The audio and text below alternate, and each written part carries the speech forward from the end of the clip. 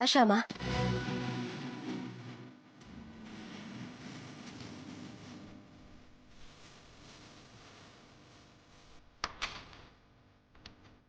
ఏంటిది లోపలికెళ్ళి తలుపేసింది?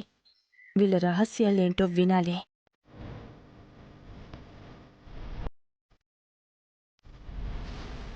ఏంటక్క అలా ఉన్నావు?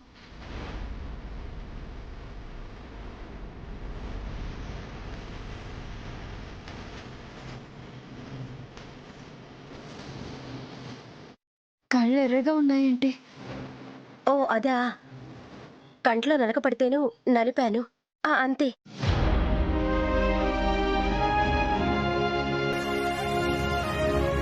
ఏం మాట్లాడుకుంటున్నారో వినపడి చావట్లేదు. కంట్లో నలక పడితే కన్నీళ్ళొస్తాయి. ఆ కన్నీళ్లతో పాటు నలక కూడా బయటికి వెళ్ళిపోతుంది. బాధ మనసులో ఉన్నప్పుడు కూడా కన్నీళ్లు బయటకొస్తాయి. కానీ ఆ కన్నీళ్లతో పాటు బాధ బయటికి వెళ్ళిపోదక్క. అది గుండెల్లోనే ఉండిపోతుంది. ఆ బాధ ఎవరితోనైనా చెప్పుకుంటేనే తగ్గుతుందక్క.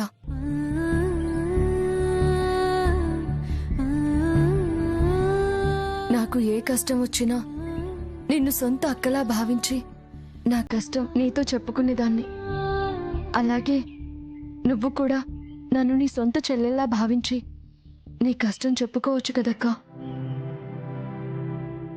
నా సొంత చెల్లెలికే కష్టం వచ్చిందమ్మా. ఏంటక్కా నువ్వనేది? అవునమ్మా, మా చెల్లెలు వైష్ణవి కులాంతర వివాహం చేసుకుని వెళ్ళిపోయింది. పలానా వాళ్ళ అమ్మాయి లేచిపోయింది అని నలుగురు అనడంతో మా నాన్నగారు తట్టుకోలేకపోయారు. అది కనపడితే చంపేయాలి అన్నంత కోపంగా ఉన్నారు మా నాన్నగారు. ఇప్పుడు అనుకోకుండా నా చెల్లెల్ని పెళ్లి చేసుకున్న ఆ అబ్బాయి ఉద్యోగం పోయింది. డబ్బుకి చాలా ఇబ్బంది పడుతున్నారు. అటు ఆ అబ్బాయి తల్లిదండ్రుల వైపు నుంచి గాని, ఇటు మా తల్లిదండ్రుల వైపు నుంచి గాని పాపం వాళ్ళకి ఎటువంటి సాయం లేదు. ఆత్మహత్య చేసుకోవడానికి సిద్ధపడి ఆఖరి ప్రయత్నంగా నాకు ఫోన్ చేసింది మా చెల్లెలు. విషయం మీ బావగారికి చెప్తే వెంటనే డబ్బు తీసుకెళ్లి వాళ్ళకి ఇవ్వమన్నారు. ఆ డబ్బు తీసుకుని వెళ్తుండగానే అత్తయ్య గారు ఆపేశారు. విషయం అత్తగారికి మావయ్య గారికి చెప్దామంటే వాళ్ళ ఆ విషయం మా నాన్నగారి వాళ్ళకి చెప్తారేమోనని భయం. దాని ఆచూకీ తెలిస్తే తనకి జరిగిన అవమానానికి మా నాన్నగారు వెళ్ళి దాన్ని ఎక్కడ చంపేస్తారేమో అనిపిస్తోంది. అందుకే ఈ విషయం అత్తయ్య గారికి చెప్పలేదు. చెప్పిన సమయానికి చెప్పిన చోటుకు వెళ్ళి నేను ఆ డబ్బులు ఇవ్వకపోతే నేను కూడా తనని పట్టించుకోలేదని ఫీల్ అయ్యి నా చెల్లెలు ఏ అఘాయిత్యం చేసుకుంటుందో అని నాకు చాలా భయంగా ఉందమ్మా. అక్క నువ్వేం భయపడుకో. నీ చెల్లెలు ఎక్కడుందో ఏంటో నాకు చెప్పు. నేను వెళ్ళి డబ్బులు ఇచ్చొస్తాను.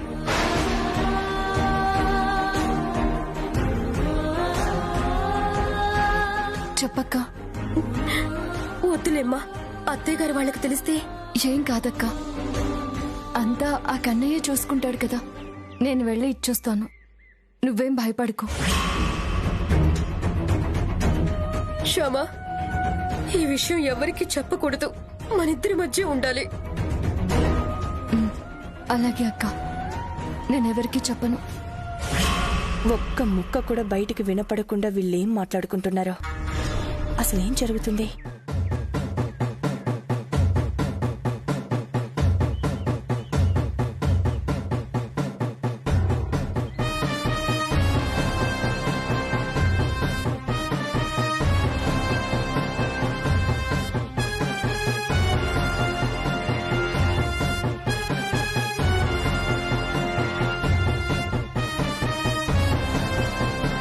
ఇదిగోనమ్మా అడ్రస్. అక్కడ నా చెల్లెలు వెయిట్ చేస్తూ ఉంటుంది. జాగ్రత్తగా వెళ్ళి ఈ డబ్బులివ్వు.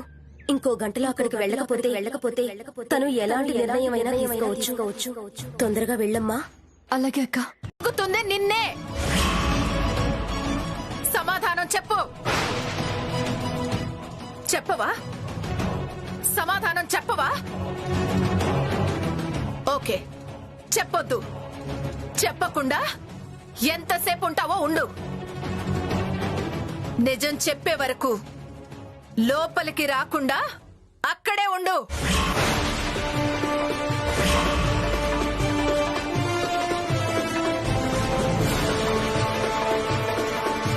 అఖిల్ బాబు వచ్చే వరకు, విషయం తేలే వరకు అక్కడే ఉండు.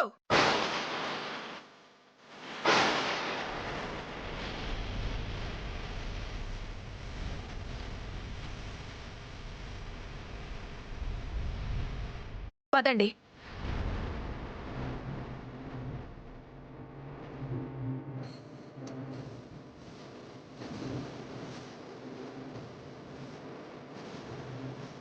వైదేహి, పద.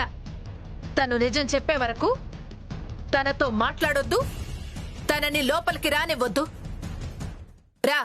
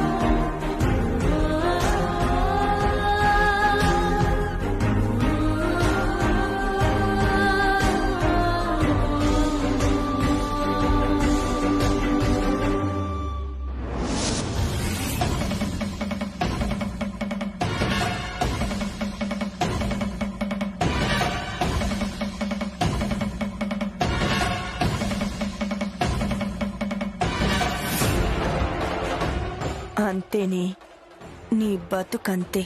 నువ్వు నీ తోటి కోడలు కలిసి చేసిన ఘనకార్యం నీ నోటితో నువ్వు చెప్పే వరకు నీ బతుకు అలా బయట నిలబడాల్సిందే. కన్నయ్య, ఏంటయ్యా నాకు ఈ పరీక్ష? నిజం చెప్తేనే గాని అత్తయ్య గారు లోపలికి రావద్దు అంటున్నారు. నిజం చెప్తే వైదేహి అక్కకిచ్చిన మాట తప్పినట్టు అవుతుంది.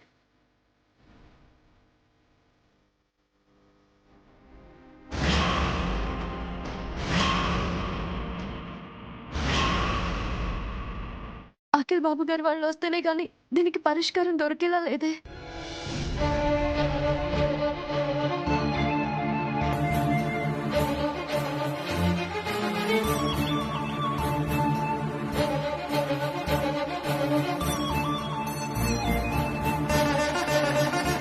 కాసేపట్లో సూర్యాస్తమయం అయ్యేలా ఉంది.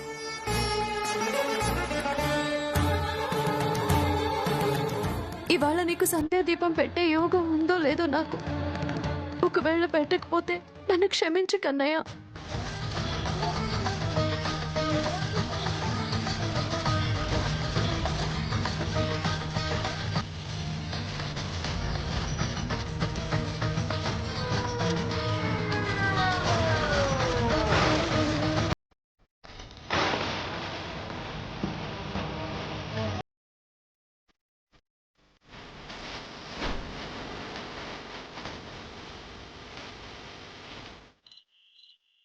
శ్యామా, ఏంటి ఇక్కడ నిలబడ్డావు?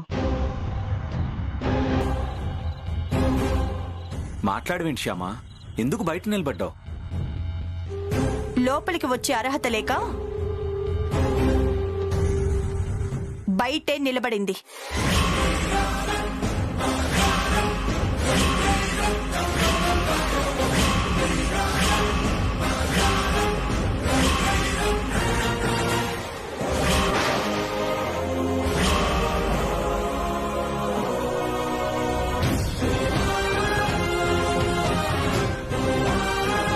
శ్యామాకి లోపలికొచ్చే అర్హత లేదని ఎవరన్నారు?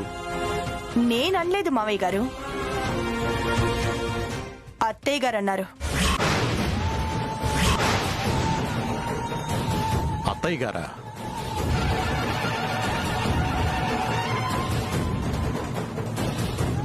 అవును, నేనే అన్నాను. ఆలోచించలేకపోతున్నారు బాబాయ్ గారు. ఇప్పటికీ కూడా ఇంత చెప్పాక వైష్ణవి చేసింది తప్పు అని మీకు అనిపిస్తే వదిలేయండి, కానీ వైష్ణవిని మాత్రం వదిలేకండి బాబాయ్ గారు.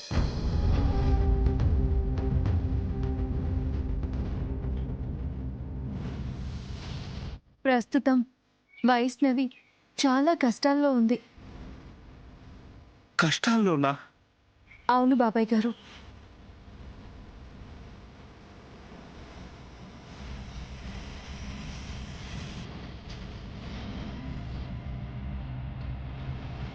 అమ్మా నాన్నల్ని చూడలేకపోతున్నాననే లోటు, అమ్మా నాన్నల మనసు కష్టపెట్టి పెళ్లి చేసుకున్నాననే బాధ, ఈ రెండు మాత్రం నాకు జీవితాంతం ఉంటాయక్క. పెళ్ళైన ఆడపిల్లకి ఎంత కష్టం వచ్చినా, ఎంత దుఃఖం వచ్చినా దేవుడు గుర్తురాడు బాబాయ్ గారు, పుట్టిల్లే గుర్తొస్తుంది. కానీ పుట్టిల్లు విషయంలోనే పుట్టడి దుఃఖంలో ఉంది మీ కూతురు. తండ్రిగా మీరు ఏం చేయాలో మీరే ఆలోచించుకోండి.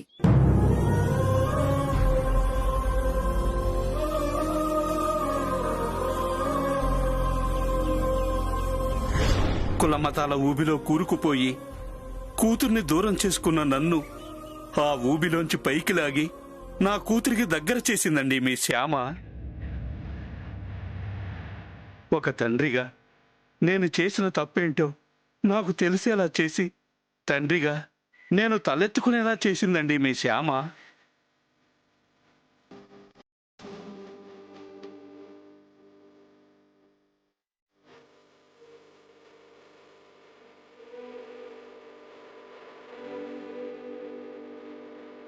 పిల్లలు తప్పు చేస్తే వాళ్ళ మీద ద్వేషం పెంచుకోకుండా, వాళ్ళని దూరం చేసుకోకుండా క్షమించి హక్కున చేర్చుకోవాలనే తండ్రి కూతుళ్ళ బంధం యొక్క గొప్పతనాన్ని నాకు అర్థమయ్యేలా చేసిందండి మీ శ్యామ.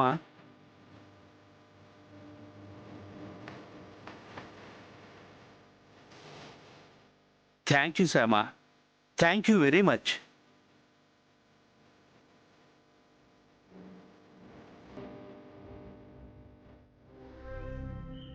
చూసావా వసంత, శ్యామ ఎంత మంచి పని చేసిందో చూసావా?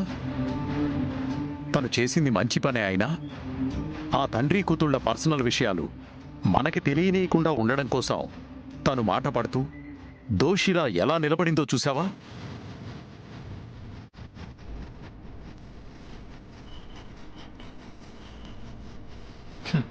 తప్పు చేసి కూడా తలెత్తుకుని తిరిగే మనుషులున్న ఈ రోజుల్లో మరొకరి కోసం, మరొకరి మంచి కోసం చేయని తప్పుకు కూడా తలదించుకుని నిలబడే శ్యామ లాంటి వాళ్ళు నూటికో కోటికో ఒక్కరుంటారు.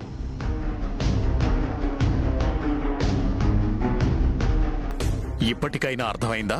కాదని నేనన్నానా? కాకపోతే తను ఎక్కడికి వెళ్ళిందో, ఎందుకు వెళ్ళిందో చెప్పి వెళ్తే బావుండేది కదా. తను ఒక మంచి పని చేయటానికి వెళ్తున్నాను అంటే నేను కాదంటానా? నాకు చెప్పకుండా అలా చేసేసింది. అదే నా బాధ, అంతే. కొన్ని పనులు చెప్పి చేయాలి, మరికొన్ని పనులు చేశాక చెప్పాలి, ఇంకొన్ని చేసినా కూడా ఎప్పటికీ చెప్పకూడదు. అది ఆ పనిని బట్టి, ఆ పరిస్థితుల్ని బట్టి ఉంటుంది.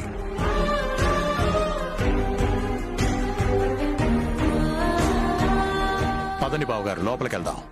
లేదు బావగారు, ఇంటి దగ్గర మా ఆవిడ వైష్ణవుని ఎప్పుడెప్పుడు చూడాలా అని ఎదురు చూస్తూ ఉంటుంది. మేము ఇంటికెళ్ళాలి. మీ ఇష్టం బావగారు. వస్తామమ్మా. అలాగేనండి. వస్తాం శ్యామ. మంచిదండి. వస్తామమ్మా. అమ్మ వైష్ణవి, వెళ్దామా? ఒక్క నిమిషం నాన్నా. థ్యాంక్ యూ అక్క, థ్యాంక్ యూ వెరీ మచ్. నీ రుణం ఎప్పటికీ తీర్చుకోలేనక్క.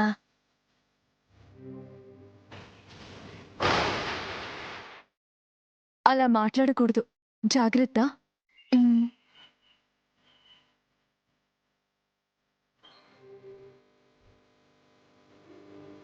ఊరికే తీసుకోవడం ధర్మం కాదనిపిస్తుంది. అప్పుగా అయితే తీసుకోవచ్చు అనిపించింది. అందుకే ఆ డబ్బు నాకు అప్పుగా ఇస్తున్నట్టు మీరు ఒప్పుకోవాలి.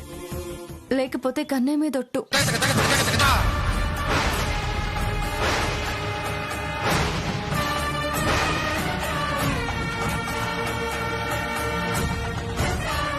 ఓకే, కన్నయ్య మీద ఒట్టేసావు కాబట్టి ఇంక నేనేం మాట్లాడను.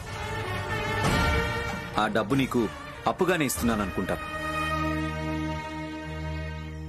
కానీ వెంటనే నువ్వు అప్పు తీర్చక్కర్లేదు.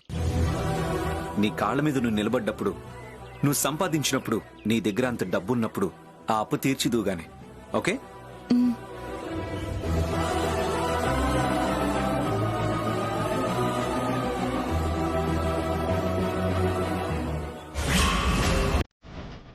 నాకు తెలుసు శ్యామ, నువ్విలా మాట్లాడతావని.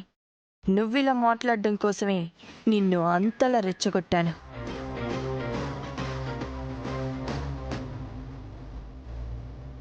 కానీ నా అసలు ప్లాన్ మాత్రం ఇది కాదు. ఇంతకు ముందు ఆనంద గజపతి వర్మ గారి కుటుంబంలో జరగని గొప్ప గొడవ నీ కారణంగా జరగబోయేలా ప్లాన్ చేశాను. Wait and see.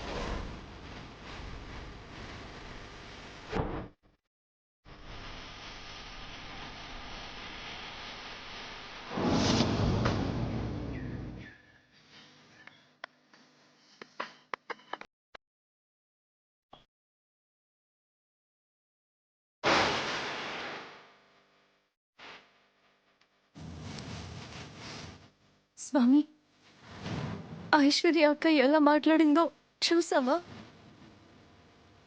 వాళ్ళ సొమ్మేదో నేను దోచుకుంటున్నట్టు ఎంత దారుణంగా మాట్లాడిందో చూసావుగా. అందుకే ఆ డబ్బుని నేను అఖిల్ బాబు దగ్గర అప్పుగా తీసుకుంటున్నాను. నేను చేస్తున్నది మంచి పనే కదా స్వామి.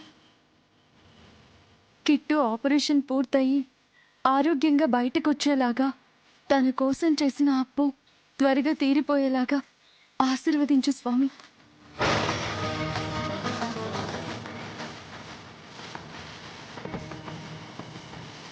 శ్యామా, ఆపరేషన్కి తీసుకెళ్తున్నారా? లేదు నాన్న, కాసేపట్లో తీసుకెళ్తారు. మీ తోడికోడలు ఎక్కడమ్మా? ఇంతకు ముందు వరకు ఇక్కడే ఉంది నాన్న. ఎక్కడికి వెళ్ళిందో ఏంటో. ఏంటి మేడం మీరనేది? మీరు చెప్పినట్లు చేస్తే 25,000 ఇస్తారా? అవును, చెయ్యకముందే ఇస్తాను. తీసుకో. ఏం చెయ్యాలి మేడం నేను?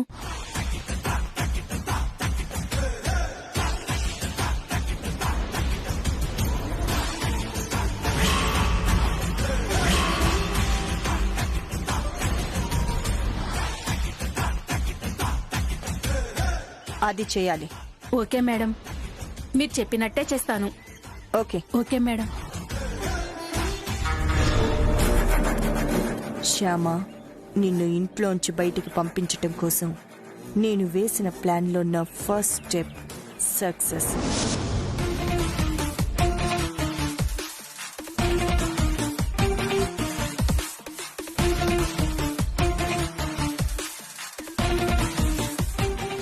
సార్, అమౌంట్ కట్టారా?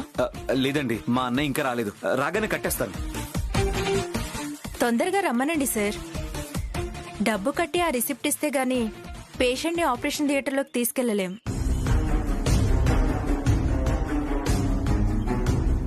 అది మా హాస్పిటల్ రూల్ సార్. ప్రస్తుతం పేషెంట్ కి పెయిన్ తెలియకుండా టెంపరీగా ఇంజెక్షన్ ఇచ్చాం. వీలైనంత తొందరగా ఆపరేషన్ మొదలు పెట్టాలి. లేకపోతే పేషెంట్ ప్రాణాలకి ప్రమాదం సార్. ఎమర్జెన్సీ ఆపరేషన్ అప్పుడు ఇలా లేట్ చేయకూడదు సార్. తర్వాత ఏదైనా జరగరాంది జరిగితే అప్పుడు మమ్మల్నే అంటారు. లేదు సిస్టర్, ఒక 5 minutes లో అమౌంట్ కట్టి రిసిప్ట్ తెచ్చిస్తాను. వెంటనే ఆపరేషన్ మొదలు పెడదురు గాని. అలాగే సార్. ఏంటి అఖిల్ బాబు, బావగారు ఇంకా రాలేదా? లేదమ్మా, ఇంకా రాలేదు. ఫోన్ చేస్తున్నా కూడా కలవట్లేదు. ఇంకొకసారి ట్రై చేస్తాను.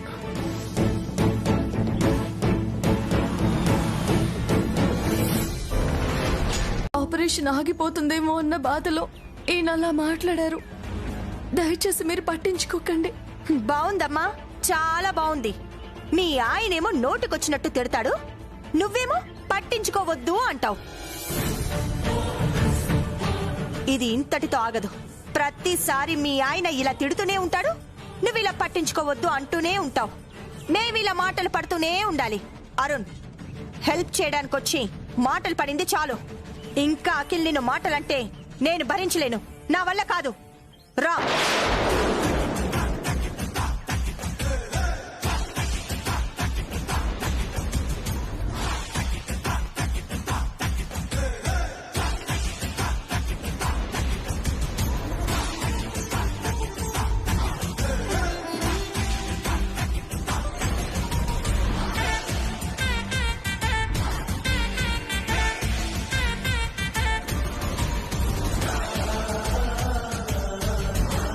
సార్, అమౌంట్ కట్టారా?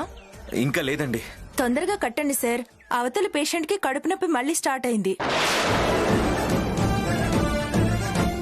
తొందరగా ఆపరేషన్ మొదలు పెట్టాలి. నొప్పి ఎక్కువయ్యాక ఆపరేషన్ చేసినా ఉపయోగం ఉండకపోవచ్చు సార్. ఆలోచించుకోండి.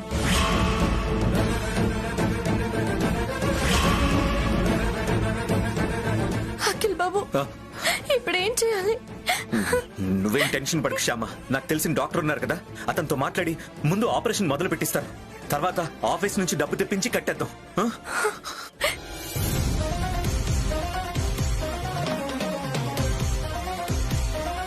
హలో హలో, డాక్టర్ శివరామకృష్ణ గారు లేరమ్మా? ఆయన సర్జరీలో ఉన్నారు సార్. ప్రస్తుతం ఆయనతో మాట్లాడటానికి కుదరదు. ఒక అరగంట తర్వాత కాల్ చేయండి. ఓకే. డాక్టర్ గారు ఏదో సర్జరీలో ఉన్నారట. అరగంట వరకు ఆయన్ని కాంటాక్ట్ చేయడం కుదరదు.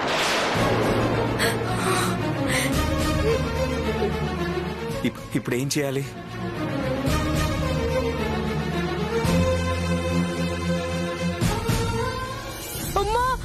తగ్గిపోతుంది నాన్న, కొంచెం ఓర్చుకో. కాసేపట్లో ఆపరేషన్ చేస్తారు. తగ్గిపోతుంది. కాసేపట్లో ఆపరేషన్ చేస్తారు. కొద్దిసేపు ఏమండి, కిట్టు అండి, కిట్టు.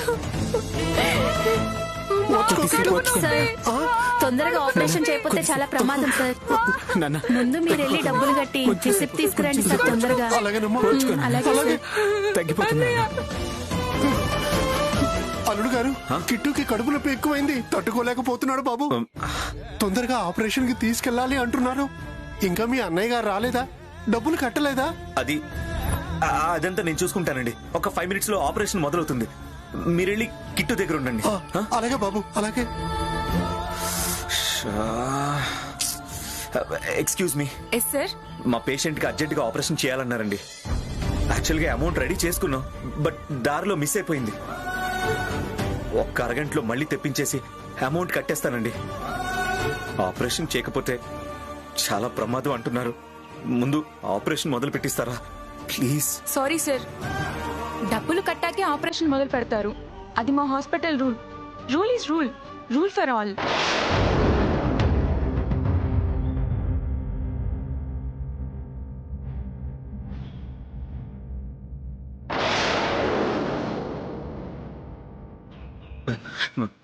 Excuse me. చెప్పండి సార్. ఇది రియల్ డైమండ్ రింగ్. దీని cost 4 lakhs. This is my car కి. This cost around 10 lakhs. మేము ఆపరేషన్ కట్టాల్సిన డబ్బుకి ఇది కూడా సరిపోతుంటే క్షమ చేయండి. ఆగండి సార్.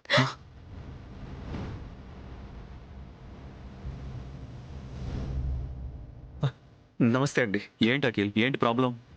అది యాక్చువల్గా కిట్టుకి అర్జెంట్గా ఆపరేషన్ చేయాలని చెప్పారండి.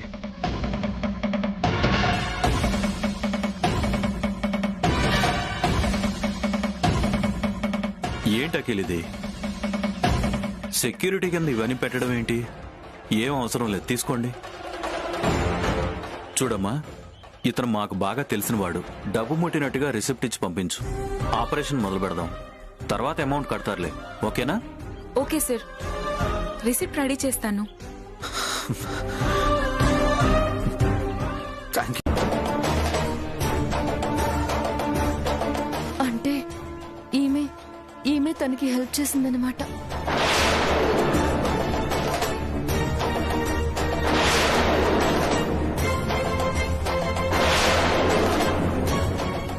ఏంటి? దొరికింది. దొరకలేదు, స్విచ్ ఆఫ్ అని వస్తుంది. దొరికిన వాళ్ళు ఫోన్ ఆఫ్ చేస్తారు, ఆన్లో పెట్టుకుంటారా ఏంటి? మన సొమ్ము గట్టిదైతే ఖచ్చితంగా అది మన దగ్గరికే వస్తుందండి. వస్తానండి. ఓకే.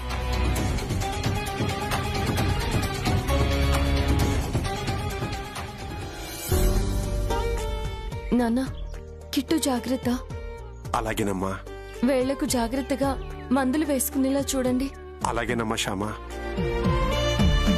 మావయ్య గారు, కిట్టుకి ఏమైనా ఇబ్బంది అనిపిస్తే డాక్టర్ శివరామకృష్ణ గారి నంబర్ ఇచ్చాను కదా, వెంటనే ఆయన ఫోన్ చేయండి. ఏ టైంలో ఫోన్ చేసినా ఆయన ఏం అనుకోరు, మాట్లాడతారు. సరేనా? అలాగే బాబు, ఏదైనా అవసరమైతే ఫోన్ చేస్తాను. బావగారు, ఆపరేషన్కి మీరు ఇచ్చిన 10 లక్షలు. ఆ డబ్బు గురించి మీరు మర్చిపోండి. అదేంటి బాబు? నాన్న, ఆ విషయాలన్నీ నేను తర్వాత మాట్లాడతాను. మీరు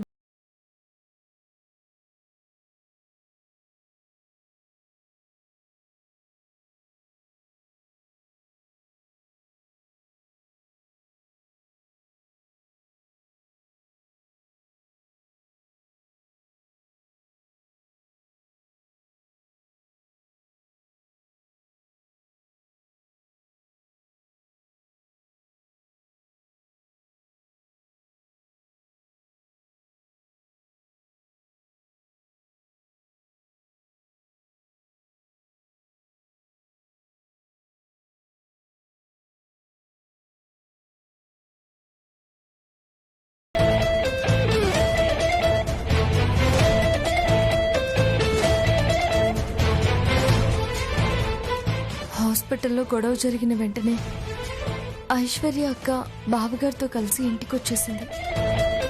ఇంటికొచ్చినప్పటి నుంచి ఇప్పటి వరకు తన ఇల్లు కదలలేదని వైదేహి అక్క చెప్పింది. అంటే ఖచ్చితంగా ఆ డబ్బు ఐశ్వర్య అక్క ఇంకా తీసుకుని ఉండదు. ఆ డబ్బు ఆ నర్స్ దగ్గరే ఉండుంటుంది. ఆ నర్సుకి ఫోన్ చేసి డబ్బు తీసుకురమ్మని చెప్తాను. అప్పుడు అసలు విషయం బయటపడుతుంది.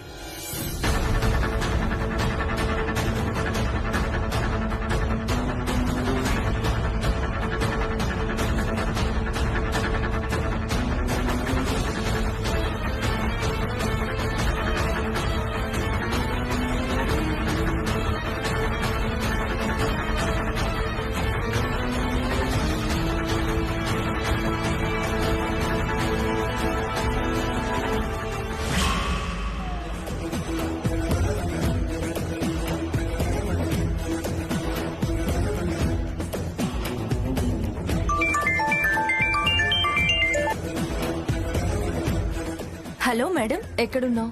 హాస్పిటల్లో ఉన్నాను మేడం. డబ్బు ఎక్కడుంది? నా దగ్గరే ఉంది మేడం. అయితే వెంటనే ఆ డబ్బు తీసుకుని మా ఇంటికి వచ్చాయి. అలాగే మేడం. అడ్రస్ చెప్తారా?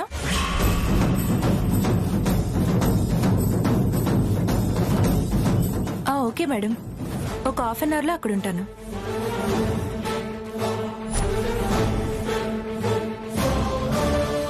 నేను అనుకున్నది నిజమే. ఆ డబ్బు ఆ నర్స్ దగ్గరే ఉంది.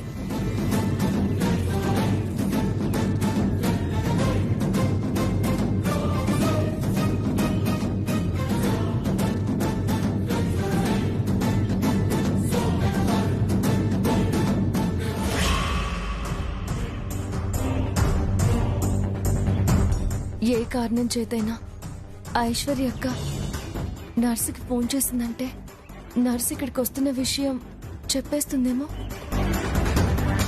ఆ విషయం అక్కకి తెలియకూడదు. అంటే అక్క ఫోన్లో నర్స్ నంబర్ ఉండకూడదు.